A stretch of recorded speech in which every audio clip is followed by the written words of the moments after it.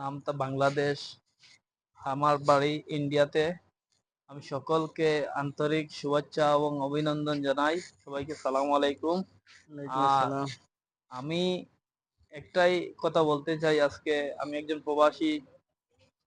আমি সবার প্রতি ভালোবাসা এবং চাই, যাতে নো প্রবলেম। আমি আপনাদের ভালোবাসায় শৈশবের পাশে যে বাংলাদেশ এমন একটা জায়গা আছে, গরিব দুঃখী সবের মানুষের পাশে অনেক বড় বড় কন্টেনার এগুলো আছে।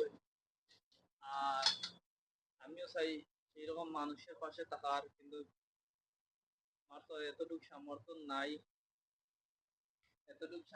নাই।